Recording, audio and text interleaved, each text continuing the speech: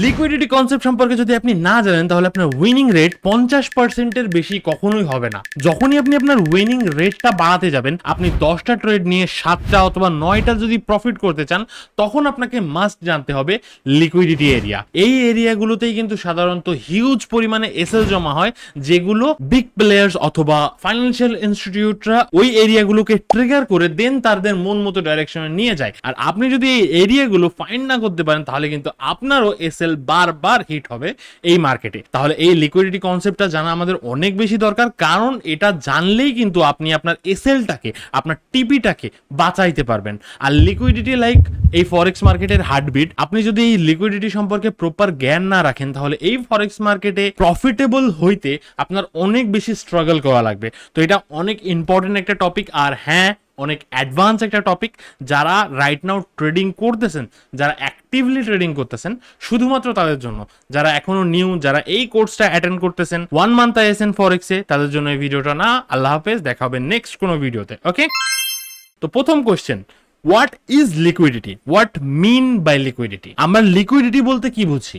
Liquidity বলতে আমরা বুঝি কত সহজে কোনো কিছু কেনা অথবা বিক্রি করা যায়। এটা যদি আমি সঠিকভাবে ভেঙে দিই, তাহলে একটা প্রোডাক্ট অথবা একটা পণ্য অথবা কারেন্সি, যেটাই বলেন, কত সহজে কেনা যাচ্ছে এবং বিক্রি করা যাচ্ছে। এটার মানে কি? এটার মানে এনাফ বায়ারও আছে, এনাফ সেলারও আছে। আপনি চাইলেই কিনতে পারতেছেন, আপনি চাইলেই বিক্রি করতে পারতেছেন। হাইলি লিকুইড বলতে আমরা কি বুঝি? যে মার্কেটে অনেক বেশি বায়ার্স এন্ড সেলার্স আছে। লো লিকুইডিটি মার্কেট বলতে আমরা কি বুঝি? যেখানে কম বায়ার্স এন্ড সেলার্স আছে। এখন অনেক বেশি বায়ার্স এন্ড সেলার্স থাকার ফলে কি হয়? মার্কেটটা স্মুথ চলে। যে পণ্য অথবা কারেন্সি অথবা প্রোডাক্ট যেটাই হোক না কেন, ওটার প্রাইস কিন্তু ড্রাস্টিকলি চেঞ্জ হয় না। মনে করেন আপনি একটা প্রোডাক্ট বিক্রি করবেন যেটা শুধুমাত্র আপনার কাছে আছে, আর ওটার বায়ার অনেক, যে কেউ কিনতে পারবে। যেহেতু ওখানে আপনি একা সেলার আর অনেক বেশি বায়ার্স আছে, এর ফলে কি হচ্ছে? আপনি চাইলেই প্রাইসটা কিন্তু ড্রাস্টিকলি চেঞ্জ করতে পারতেছেন। আপনার প্রোডাক্টটার হয়তোবা মার্কেট প্রাইস আছে 50 টাকা, আপনি বলতেছেন না আমি 200 টাকায় বিক্রি করবো, না হলে আমি বিক্রি করবো না। তো এই যে ড্রাস্টিক চেঞ্জ হচ্ছে, এটা কিন্তু বিকজ অফ আপনি একা সেলার, এর জন্য। আবার অপোজিটে আপনি একা বায়ার আর মার্কেটে অনেক বেশি সেলার্স আছে, তাহলে আপনি কি বলতেছেন যে ভাই না আমি এই প্রাইসেই কিনবো, না হলে কিন্তু আমি তোমার কাছ থেকে না, আমি ওর কাছ থেকে কিনবো। তো এখানেও কিন্তু আপনি মনোপলি করতে পারতেছেন। বাট অপোজিটে বায়ার্স এন্ড সেলার যখন অনেক বেশি হচ্ছে মার্কেটে, আপনি চাইলেই কিন্তু ড্রাস্টিক চেঞ্জ করাতে পারতেছেন না প্রাইস। দ্যাটস ওয়াই আপনারা তো হয়তো সবাই জানেন যে কারেন্সি পেয়ার্সে major currency, minor currency, exotic currency pairs আছে। তো মেজর কারেন্সি পেয়ার্সে হাইলি লিকুইড কেন? ইটস মিন ওখানে এনাফ বায়ার্স এন্ড সেলার্স আছে, দ্যাটস ওয়াই। আবার অপোজিটে আমরা যদি এক্সোটিক কারেন্সি পেয়ার্সে যাই, ওখানে লো লিকুইডিটি কেন? ওখানে বায়ার্স এন্ড সেলার্স অনেক কম, দ্যাটস ওয়াই। আর যেহেতু বায়ার্স এন্ড সেলার্স কম, দ্যাটস ওয়াই ওখানে স্প্রেডটাও অনেক বেশি। তাহলে তো আপনারা অলরেডি বুঝতে পারলেন যে স্প্রেডটা বেশি হওয়ার কারণ কি? ওখানে এনাফ বায়ার্স এন্ড সেলার্স নাই। যদি এনাফ বায়ার্স এন্ড সেলার্স থাকতো, তাহলে কিন্তু স্প্রেডটা অনেক কম থাকতো, তাই না? তাহলে আমরা কি বুঝলাম? লিকুইডিটি মিনস হচ্ছে এনাফ বায়ার্স এন্ড সেলার্স এর অ্যাক্টিভ থাকা। লিকুইডিটি বেশি হওয়ার কারণে কি হয়? প্রাইস ফ্ল্যাকচুয়েট বেশি করে না, ড্রাস্টিক চেঞ্জ হয় না, আর স্প্রেডটা কম হয়, কমিশনটা কম হয়। এবার আমরা জানবো কারা এই মার্কেটে লিকুইডিটি প্রোভাইড করে। এটার অ্যান্সার একদম সহজ। আমরা যারা যারা ট্রেডিং করতেছি, যারা যারা কারেন্সি এক্সচেঞ্জ করতেছি, আমরা সবাই লিকুইডিটি প্রোভাইডার। ব্যাংকও লিকুইডিটি প্রোভাইডার, রিটেল ট্রেডার আমরাও লিকুইডিটি প্রোভাইডার। ইনস্টিটিউশন বলেন, হেজ ফান্ড বলেন, যারা অনেক বড় বড় ইনভেস্টমেন্ট করে, ইনভেস্টমেন্ট ফার্ম, তারাও হচ্ছে লিকুইডিটি প্রোভাইডার। যতগুলো কোম্পানি, অর্গানাইজেশন অথবা পিপলস, মানুষজন যারাই ট্রেডিং করে, যারাই ফরেক্স মার্কেটে বাই সেল করে, তারাই হচ্ছে লিকুইডিটি প্রোভাইডার। তাদের বাই সেল গুলোই হচ্ছে লিকুইডিটি। রিটেল ট্রেডার আপনি আর আমি, আমরা কি করতেছি? আমরা বাই সেল অর্ডার প্লেস করতেছি মার্কেটে, তাই না? তো আমাদের এই যে বাই সেল করার ফলেই কিন্তু মার্কেটে একটা লিকুইডিটি আসতেছে, একটা নতুন অর্ডার আসতেছে, আমরা কিন্তু কিছু কিনতেছি অথবা বিক্রি করতেছি। তো এটাই হচ্ছে লিকুইডিটি। আর এই জিনিসটা একদম মাথায় গেঁথে ফেলতে হবে যে আপনি যখন বাই অর্ডার প্লেস করতেছেন, আপনি যখন মার্কেটে বাই করতেছেন, তখন আপনার টিপি, এসএল, আর আপনি যখন অর্ডারটা ক্লোজ করতেছেন, এই 3টা সিনারিওতেই আপনি যেভাবেই অর্ডার ক্লোজ করেন, আপনি প্যানিকে করেন, আপনি লসে করেন, আপনি প্রফিটে করেন, আপনার অর্ডার ক্লোজ, এনিহাও আপনার অর্ডার ক্লোজ হচ্ছে। ইটস মিন আপনি মার্কেটে বা সেল করতেছেন।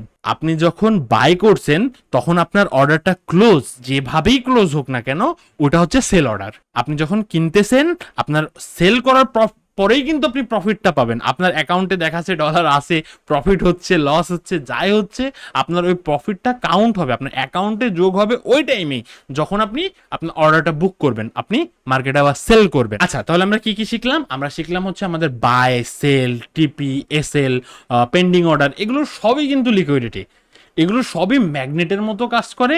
কিভাবে এটা আমরা ফিউচার ভিডিওতে জানতে পারবো, এটা প্র্যাকটিক্যাল, ওটা আমি চার্টে দেখাবো, সমস্যা নেই। বাট এই জিনিসটা মাথায় রাখবেন, আপনাদের টিপি, এসএল অথবা পেন্ডিং অর্ডার এগুলো ম্যাগনেটের মতো কাজ করে, এগুলো মার্কেটে আকর্ষণ করে যে আমি এখানে আসি, আয় আমার কাছে। এটা কেন করে, এটা অনেক বেশি অ্যাডভান্স টপিক, এটা আমরা যখন চার্ট দেখাবো তখন আপনাদেরকে বোঝাবো। আচ্ছা, এবার কথা হচ্ছে আমরা কোন কোন ওয়েতে লিকুইডিটি মার্কেটে দেখতে পাই। কে বললো এই টপিকে কথা বললাম? এটা হচ্ছে আপনার পেন্ডিং অর্ডারস, আপনার এসএল, আপনার টিপি, আপনার ইনস্ট্যান্ট অর্ডার বায়ো হইতে পারে, সেলও হইতে পারে, পেন্ডিং অর্ডার বায়ো হইতে পারে, সেলও হইতে পারে, এগুলোই বেসিক্যালি লিকুইডিটি। আর এগুলো যে শুধু আমরা রিটেল ট্রেডার ইউজ করি এমনটা না, ব্যাংকসও এই থ্রুতেই ট্রেডিং করে, তারাও পেন্ডিং অর্ডার্স দেয়, তারাও স্টপ লস দেয়, তারাও টেক প্রফিট দেয়, ঠিক আছে? তো শুধুমাত্র যে এগুলো আমরা ইউজ করি এমনটা কিন্তু না, তারাও কিন্তু এভাবে ইউজ করে, ঠিক আছে? তো এই জিনিসটা বুঝতে হবে।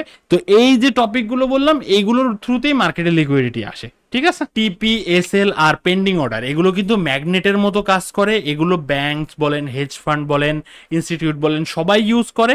আর রিটেল ট্রেডারদের টিপি, এসএল গুলো এই ইনস্টিটিউট, ব্যাংক, হেজ ফান্ড এরা হান্ড করে বেড়ায়, যাদেরকে আমরা বিগ প্লেয়ার বলি, ঠিক আছে? তো ওরা ওইগুলোরে ট্রিগার করেই মার্কেটটা তাদের ডাইরেকশনে মুভ করে। এবার আমরা জানবো liquidity zone and stop loss hunt.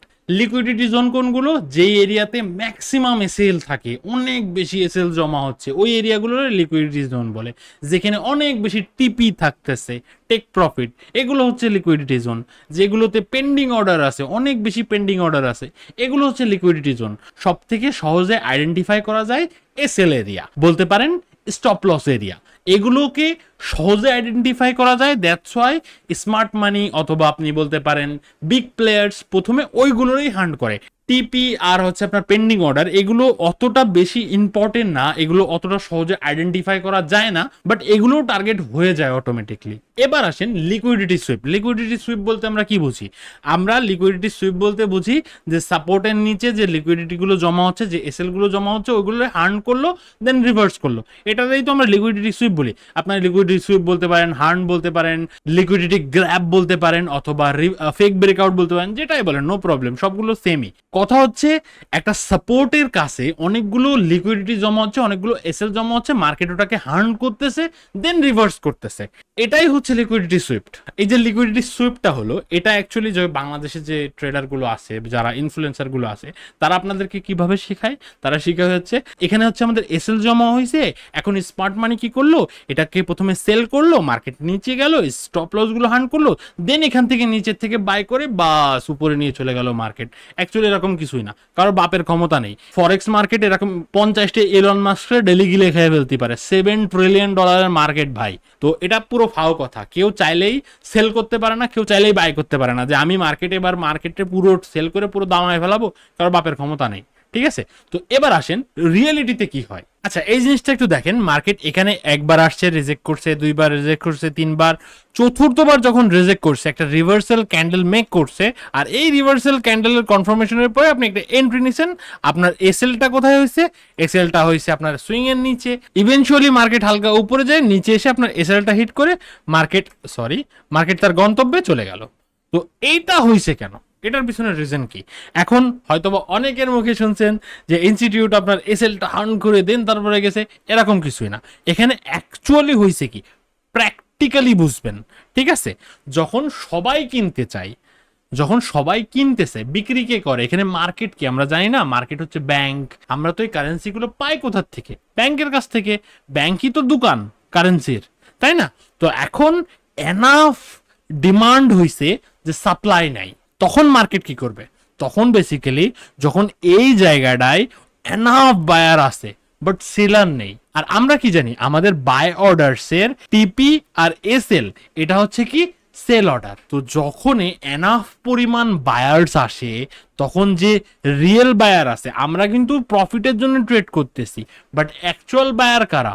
Actual buyer কিন্তু কোনো বড় বড় কোম্পানি, কোনো ইনস্টিটিউট হইতে পারে, এনিথিং, এনি ওয়ান হইতে পারে।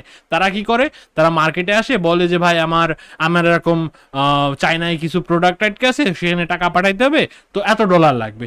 যখন এই ডলারের ডিমান্ড করতেছে তখন সাপ্লাইও তো হওয়া লাগবে, তাই না? তখন এই মার্কেট কি করতেছে, মার্কেট দেখতেছে সাপ্লাই কোথায় আছে, সব থেকে নিকটবর্তী সাপ্লাই হচ্ছে আমাদের এসএল। তো আস্তে করে আসলো, এসএলটা হিট করলো, দেন চলে গেল। তো মেন কথা হচ্ছে এই যে এসএল হিট হচ্ছে, এই যে এসএল হান্ট হচ্ছে, মার্কেটে যখন এনাফ লিকুইডিটি থাকে না, মার্কেটে যখন এনাফ বায়ার্স এন্ড সেলার্স থাকে না, তখন এই এসএল গুলোরে হান্ট করা হয়। সাদে হান্ট হয় না যে ভাই যাও এসএল হান্ট করো চলে যাও, এটা কিন্তু মন মতো হয় না। এটা হয় মার্কেটে এনাফ লিকুইডিটি না থাকার কারণে, মার্কেটে এনাফ বায়ার্স এনাফ সেলার্স না থাকার কারণে। এখান থেকে কিন্তু কেউ আপনার দিকে পুশ করেনি, অটো পুশ হয়ে গেছে। তো এই অটো পুশ হয়ে যায় যে এরিয়াগুলো, এগুলো আমাদের আইডেন্টিফাই করা লাগবে, আদারওয়াইজ ম্যাক্সিমাম টাইমে আমাদের এসএল হান্ট হয়ে মার্কেট রিভার্স হবে। ঠিক আছে, ওকে গাইস, তো আমি লিকুইডিটি সম্পর্কে যে বেসিক ধারণাটা আছে ওই ধারণাটা দিয়ে দিলাম। নেক্সট আমরা রিয়েল চার্টে দেখবো কোন কোন ওয়েতে লিকুইডিটি আছে, কিভাবে লিকুইডিটি সুইফট হয়, কোন কোন সিচুয়েশনে লিকুইডিটি সুইফট হয়, এগুলো সব বুঝতে পারবো। অ্যান্ড এই লিকুইডিটির বেসিসে আমরা কিভাবে ট্রেড এক্সিকিউট করতে পারি এটাও জানবো নেক্সট ভিডিওতে। ঠিক আছে, তো নেক্সট ভিডিও অনেক বেশি ইম্পর্টেন্ট, সাবস্ক্রাইব করে রাখেন। যদি নতুন হয়ে থাকেন তাহলে অবশ্যই সাবস্ক্রাইব করে রাখেন। নেক্সট ভিডিওতে আমরা লিকুইডিটি কনসেপ্ট ইউজ করে কিভাবে ট্রেড নিব, কিভাবে আমাদের ট্রেডগুলোকে বাঁচাবো, এগুলো আমরা জানতে পারবো। ঠিক আছে, তো আজকের মতো আমরা এখানেই শেষ করতেছি। ভালো থাকবেন, সুস্থ থাকবেন, ঘরে থাকবেন, সেফ থাকবেন। আল্লাহ হাফেজ।